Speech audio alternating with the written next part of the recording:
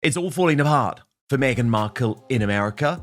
She is now being criticized by both major celebrities and major political figures too.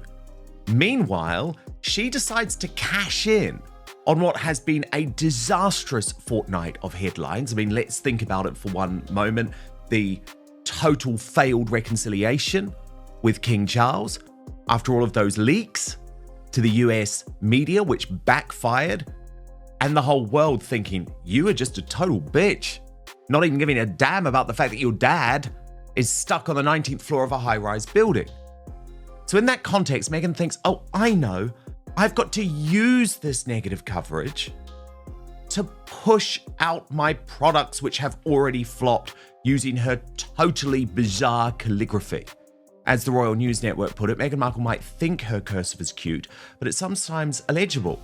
If she's going to continue trying to make it a thing, it would be smart to make it more digestible to a generation that wasn't taught cursive. And look, this was the post. I mean, seriously, this woman can't write, okay? She can't write because it is impossible to read. The note says, let me tell you about the birds and the bees and the flowers and the trees and the moon above. Then the post's caption completes the phrase, and a little thing called love. Obviously a reference from the 1965 song The Birds and the Bees. What are you talking about? What are you thinking? But there's something really weird about the cursive, right? Queer Lips of Truth put it to me this way, writing, Meghan Markle's calligraphy is a perfect window into her soul, a swirling mess of vanity and pretension masquerading as elegance. What could be simple, legible script devolves into an overwrought spectacle of exaggerated loops, high flow and ascenders that reach for the heavens like they're auditioning for a royal decree, and those needless flickers at the ends of letters, little dramatic flourishes that scream, look at me, rather than convey actual words. No sane person writes like this in everyday life. It's the handwriting equivalent of wearing a tiara to the grocery store. All show and no substance, revealing a personality more concerned with performative sophistication than genuine communication. And he asked me for my thoughts, and I have to say, so there. I am so there for you. I don't know if other people have really picked up on this, but the calligraphy is totally weird. It's always been weird. It shows how she's always had this total elevated status about who she thinks she is, living in this pretend world, living in this fantasy world. And I just feel desperately embarrassed for her. Of course, she also decided to show off her living room, didn't she? So again, we know that this is all about trying to use what are very low moments in the life of her husband to try and continue to flog her product, which is not working. Let's be honest, the brand is as dead as a dodo, as I like to say. Meanwhile, let's get to this criticism now, which is coming from both the entertainment world and the political world. So first up, May Mailman. Now, she is Stephen Miller's top aide in the Trump administration. Goes on a major New York Times podcast, and in what was described as an extraordinary, entirely unprovoked salvo, really spoke about the fact that Meghan Markle's syndrome, that concept of woke victimhood, is a big part of the current downfall of not just America, but the West. Listen to this. I am furious. I'm furious for you. And this is the last straw. I'm not watching her show anymore. I'm not going to talk about her anymore. I am unfollowing her right now. That's a verbatim on-air meltdown from US. Reality star Stassi Schroeder. Until yesterday, one of Meghan's loudest celebrity defenders, who says she literally toured America with Meghan's face on stage and defended her when nobody else would, and still got iced out. That's not a tabloid rumor. That's her on mic saying unfollowed. So what's going on? The feud's gone mainstream. It's not just royal watchers anymore. Big influencers and political voices in the US are turning on Meghan at the same time her PR machine is in overdrive. is a culture of victimhood, a glorification of victimhood that is ultimately bad for Western civilization and bad for the country. And I think you can notice it in little pieces, like when Justice Kavanaugh was going through his confirmation hearings, the need for grievance sessions, the need for coloring books, the amount of emotional support people needed to suffer through Trump's electoral victory. And I think that there's this culture that universities have been perpetuating. Maybe I call it Meghan Markle syndrome as well, where like the greatest good, the greatest height that you can be is a victim. And then we come to Stassi, I think it is, Schroeder. Not someone who was on my radar, I've got to be totally honest, but a big reality star in the US, most famous for the Bravo series Vanderpump Rules. My fiance, totally obsessed with this woman, so he was giving me a bit of a rundown. But she has unfollowed Meghan Markle. And on her podcast, Stassi Schroeder talks to Taylor Strecker about exactly why she has done that after giving her years of support. Watch. Big news! Outspoken is now available as a podcast too. So please do subscribe wherever you get yours, Spotify, Apple Podcasts, and make sure you rate and review. I'll take 5 stars, if you may. I am furious. I'm furious for you. And this is the last straw. Yep. I'm not watching her show anymore. I'm not going to talk about her anymore. I am going to unfollow her right now. Literally, I'm unfollowing her. Like, done. Like, when you're sending PR boxes to people who talk about you, like, Claudia and Jackie don't talk about her. Right. But they literally, they've questioned her. Right. And they also say, I wonder what Stassi's thinking about this. Yes. I wonder what Stassi's thinking about this because Yes. Stassi's her number one fan. Everyone knows. No longer. No longer. Unfollow. Damn. Honestly, you know what's so f***ed up? I'm like, my feelings are hurt, and I'm a toxic fan. I'm fine with it. I was a toxic fan that is now a toxic hater. I will say this. I think that now that you unfollowed her, you're going to get a PR package. It's this really weird. Do you think that it's like, do you think it's like PTSD from the royal family? If you don't like question her, abuse her, like if you like her, she like thinks you're crazy maybe? Like maybe now she'll finally get the picture. I think that it is, like, I've thought about it now. And I think that, first of all, the strategy to pay it was living attention, rent free in my head. the strategy to pay attention to your haters and not your fans is so crazy. It really to me. is. I think it's her way of trying to control the narrative. I think she's controlling. So she's like killed them with kindness. Kind of a vibe. She's like, it's like Blake Lively. It's giving Blake Lively. It's giving control freak Blake Lively. Yep. And I'm out. She's so I'm tapping busy. out. Well, it's totally giving Blake Lively. And of course, she was referring to the sisters, Jackie and Claudia Oshry of the podcast The Daily Toast, who did receive that PR package from As Ever, despite being critical of Meghan in the past. I think we know, though, why Meghan is dissing Stassi and ignoring her, because remember, Stassi was caught up in one of those ridiculous 2020 sort of Black Lives Matter, Me Too scandals, and you know what it's like with Meghan Markle. If anyone is caught up in any scandal, even if we're talking about Tyler Perry, she just ditches them for good. But there was more. Listen to this. Let's lay out the week from hell. First, the reconciliation that wasn't. A rosy, tear-stained version of Harry's meeting with the king appeared in the US press. Then, a very different, much cooler account landed in the UK press. Instead of taking the win and moving on, Harry detonated, issuing a late-night statement blaming faceless men in gray suits. Result? Whatever goodwill existed evaporated. If you're trying to rebuild bridges, you don't torch them on a Saturday night. Second, while that row burned, Meghan's critics say she tried to cash in. Out came a glossy living room reveal and another cursive postcard to push a brand most reviewers call struggling. And the handwriting? Even fans are begging, please, just make it legible. One viral post put it brutally. The calligraphy looks like performance, not communication. Lots of loops, zero clarity. When your audience needs a decoder ring to read birds and bees, the message isn't landing. Third, the influencer backlash. If you missed the nuance in Stassi's rant, here it is. Loyalists feel snubbed. She says she was promised an as-ever PR package months ago. Nothing arrived. Meanwhile, 2 podcast hosts who've publicly questioned Meghan did get the packages, sparking a messy "why reward critics and ignore fans" debate. Even Stassi's co-host said she'd been bracing for the fallout. Stassi is not going to be okay.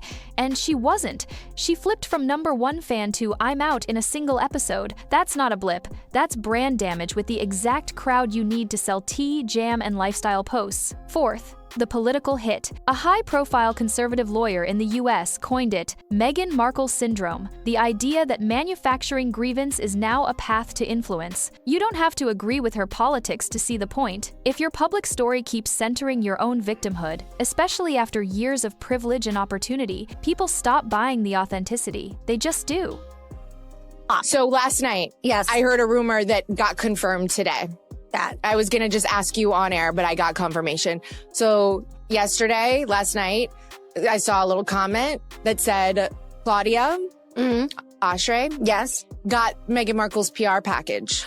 Oh, And I'm like, I'm going to ask Taylor this. oh my God, this is so fucking live funny. on the podcast. And then I was listening to the toast as I was doing my makeup today. And it is confirmed that both of them, both her and Jackie, have received the PR package. So it was about, I'm happy you're bringing this up because it felt like I had a secret from you. Okay. Claudia did not bring this up to me, but I saw it on her story about, I'm going to say 3 or 4 days ago. And I was panicked. And I said to Taylor, Stassi's not going to be okay. Like, this is really, like, I'm mad at Meghan Markle now. Oh, I was you're already miffed, but now I am furious. And it's not that Jackie and Claudia aren't deserving, but like, girl, you have to love and respect you have to appreciate your fans. And this is a bold, like, example of a lack of fan appreciation. You are numero uno. We traveled the country with a picture of her face and that they set up every night. Door. I have literally defended her. When nobody else did. When no one else did. Like, literally. You've got me defending her. I know. I'm recruiting people. And I have filmed videos about it. I've commented on all the things. I have literally had my PR reach out. And Stassi was actually notified. This is hilarious. That she was going to be sent a PR package from As Ever, but it never arrived. Now, this was about 5 months ago. She's still waiting.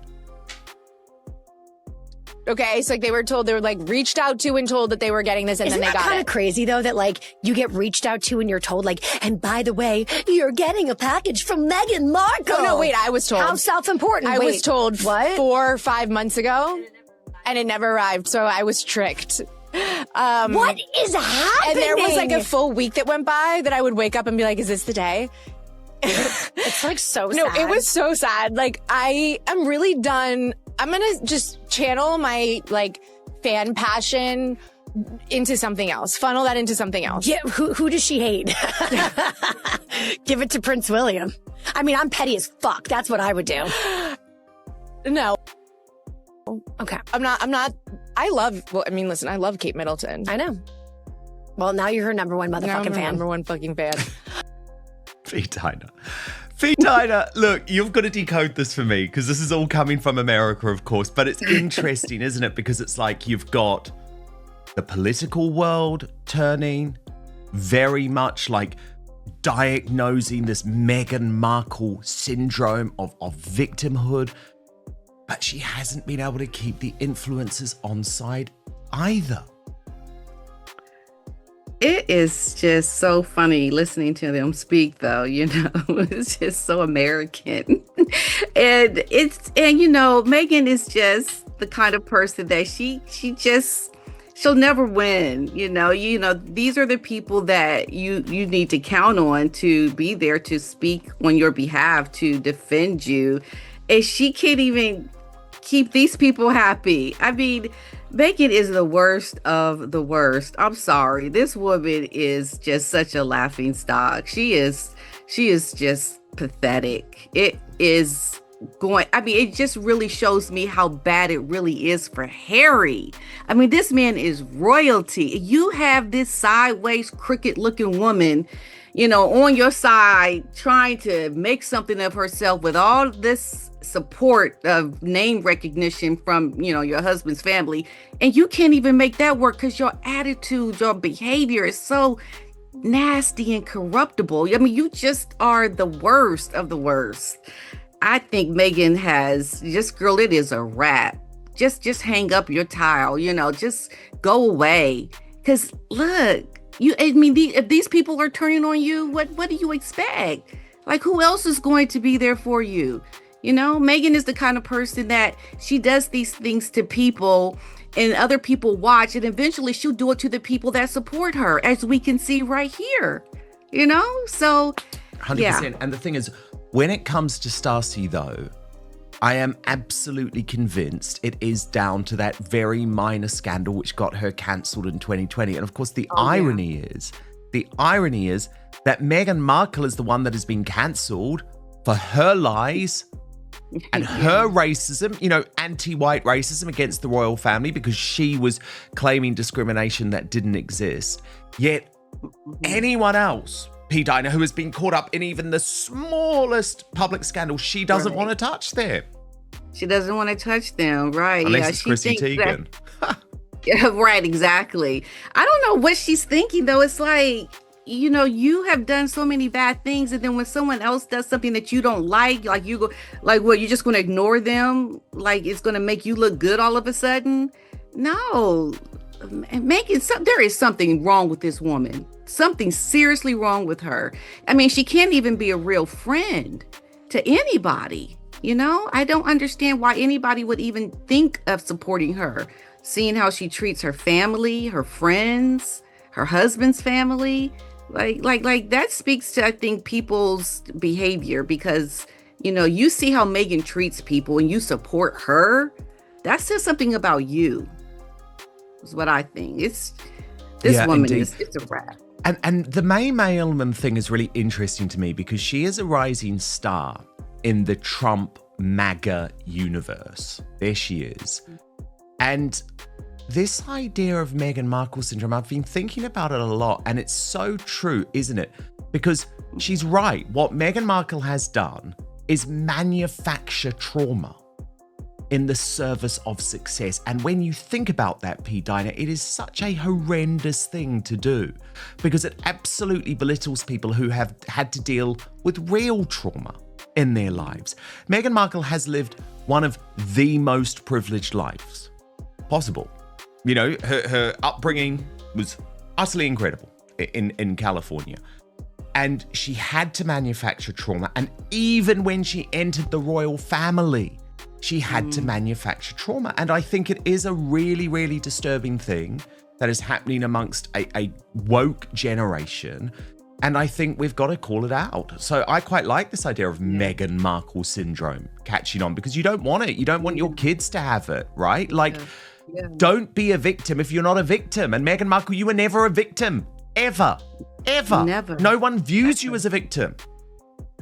Yeah, I think that's the new thing, Meghan Markle syndrome. That's a real thing now. Yeah. Because, Meghan is not somebody who's ever been a victim. And I think this society has become that. A lot of times people, even around racism, people want to claim racism. They want to be a victim when they don't have a reason to be a victim. And it's just so like the culture around even, I think, African-American people and those that support Meghan. They want to be the victim. And I think Meghan has been the poster child for that, trying to be a victim when you haven't had anything to, cause you to be a victim. So yeah, this is something that I think is a real thing. Absolutely. Because usually the people that you find that support Meghan are those kind of people that want to claim racism when there was no racism, and so, yeah, they support someone like Meghan because she is the poster child for it. Well, absolutely. And P. Dinah, on that point, I just want to come to the big royal story of the week, right? Which has been this total collapse of the reconciliation between Prince Harry and King Charles because of this ludicrous tit for tat. Clearly started in Montecito. But just before we get there, you talk about those racism lies, and remember, there was so much hypocrisy. And this is why I think we cannot trust what Meghan and Harry are telling us now in regards to who briefed what to whom, because when it came to their lies about racism in the royal family, they expected us to believe that black was white. Watch this compilation. And I will say, I've never used the R word. No. I'm still going to call it racism. In the Oprah interview, you accuse members of your family of racism. You don't even... The British press said that. And the specifics around her race, did Meghan ever mention that they were racist? And if a member of his family will comfortably say, we've all had to deal with things that are rude. Rude and racist are not the same. This is about race. Attacks on them were different because of race. Because this was different, you know. It's different because of the race. That is racism. So, why should we trust them now? And hovering over all of this, Meghan's father, in the middle of an earthquake scare, with reports he was stuck on a high floor and unwell, there was no visible outreach from Montecito. Her estranged siblings blasted her publicly. Critics called it heartless. Supporters pleaded for privacy. Whatever you think of the family saga, the optics are brutal. Humanitarian awards on one hand, unanswered family drama on the other. Silence speaks loudly. Here's the headline. The feud has escaped the royal bubble. It's now Hollywood versus Montecito, podcasters versus PR, DC pundits versus .com, condits versus pundits versus PR. Curated authenticity. Team Sussex used to frame every setback as palace machinations. That doesn't explain why US celebrities who once carried water are throwing the jug down, and the comparison Meghan dreads keeps popping up. While she feuds, the Waleses keep it cool. Catherine turns up in a razor-sharp gray suit days after Harry blasted gray suits. William gently opens up about his toughest year in a classy TV spot that sells Britain, not himself. Whatever you think of them, that's message discipline. That's how you win the long game. Right. Yeah. Meghan has tried to gaslight people, and yes, that's Harry the word. is just delusional and everything. It's like what I say on my channel. I'm giving you the side eye. What are you talking about? This couple has tried. They don't know what they're doing. They are just scrambling, trying to make something of themselves. And they just fall to the racism. And oh no, Harry's like, no, it wasn't racism. And Meghan's like, oh yes, it was. Yes, it was. Get on the same page, please. You guys are completely, like I always say, not aligned in purpose in everything that you do. This couple is backwards in terms of, they're trying to walk together. That, Harry's trying to go one way, Meghan's going the other, and they are a walking disaster.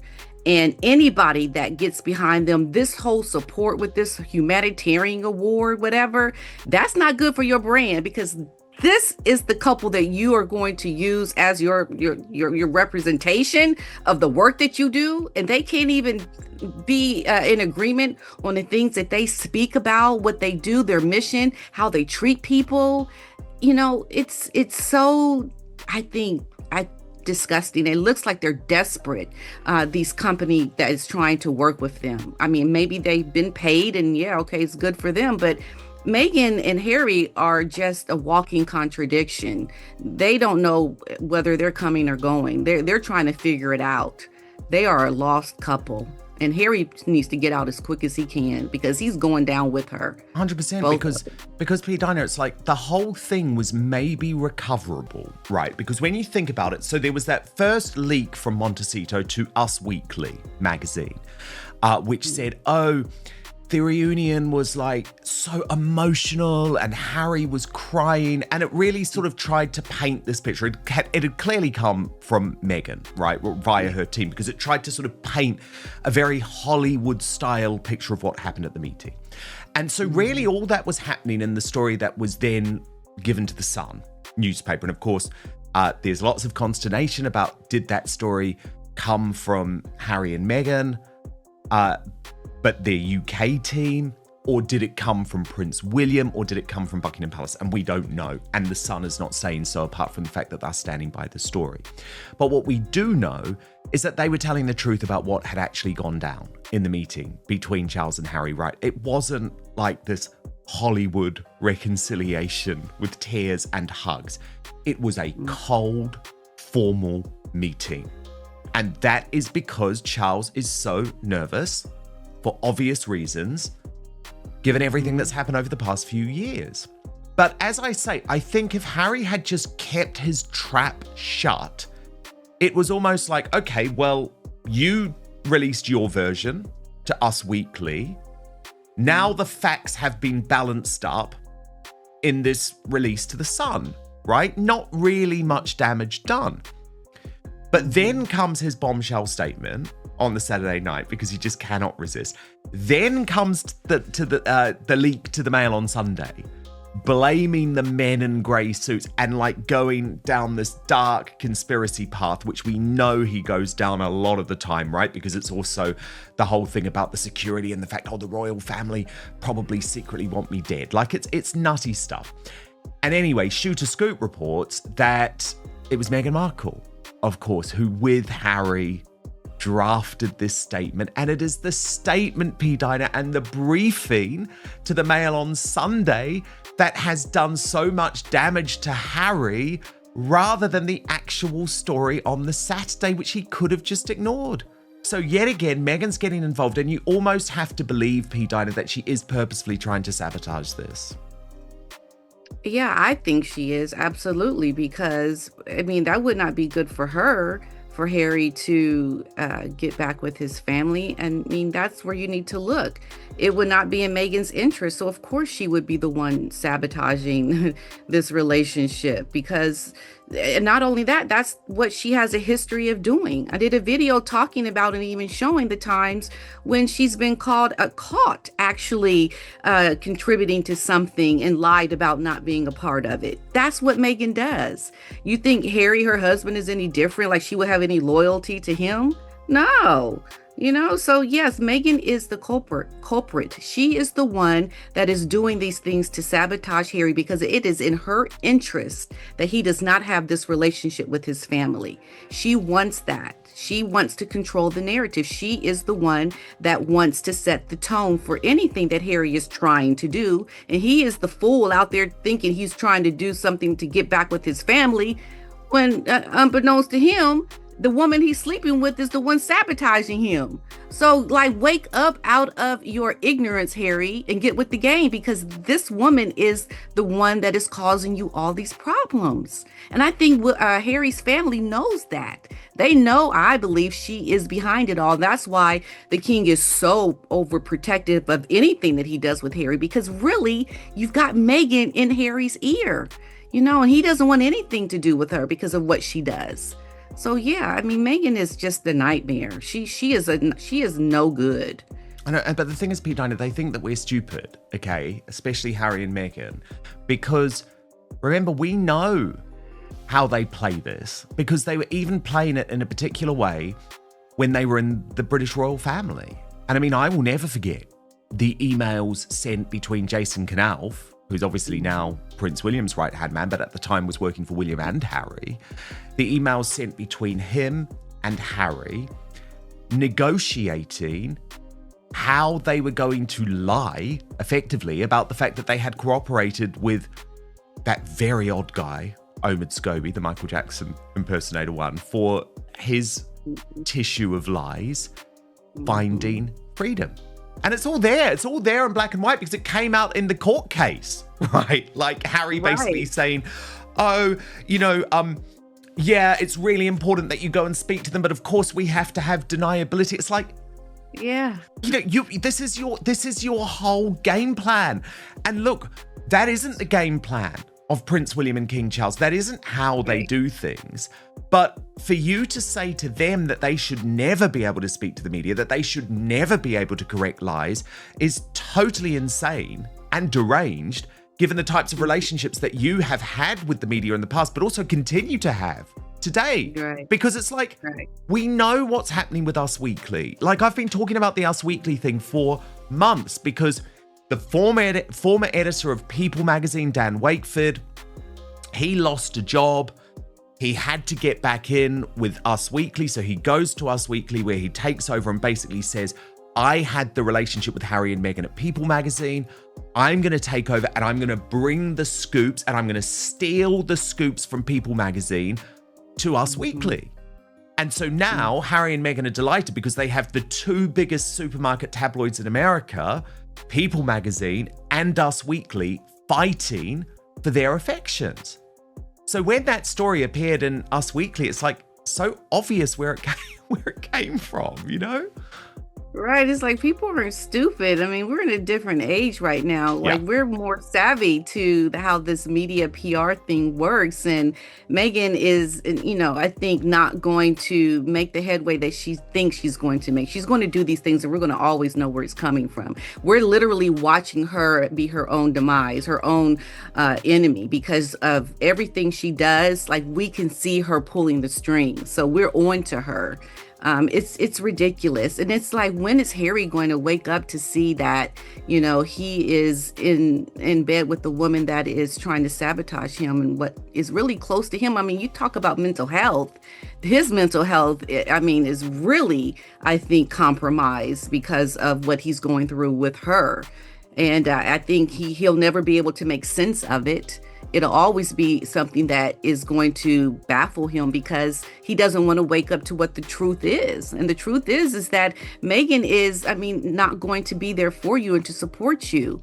Look at what she's done to your family. I think Harry is going to be the one that is going to be the biggest loser, the one who's going to suffer the most because he really thinks that Meghan has his best interest. And this is sadistic. This is evil. This is just so wrong, especially like when you talk about your mental health, playing these games, doing all of this is very detrimental to someone's well-being, and psychologically, how can he ever overcome what she's doing? I don't have sympathy for Harry, but at the same time, I don't think he understands how bad it really is for him with this woman.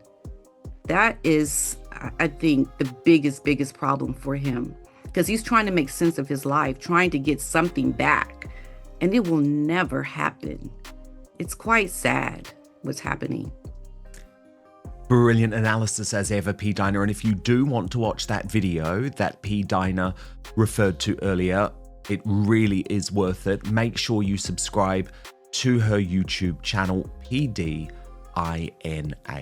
So, where does this go? If Montecito's strategy is to kill critics with kindness and freeze out superfans who ask nothing in return, expect more influencer walk-offs. Parasocial loyalty is fragile. Once scorned, it flips. If the Sussex play remains, leak our version, rage at their version, every attempted reconciliation will die on contact with reality. You can't sue, snipe, and reconcile at the same time. Pick a lane. If the brand keeps leaning on illegible postcards and moody kitchen shots instead of clear products that delight real customers, the market will decide harshly. A final word to the fan base that feels burned. You're not crazy. You can love the idea of a modern duchess and still be allergic to inconsistencies, snubs, and spin. You can admire hustle and still expect basic gratitude.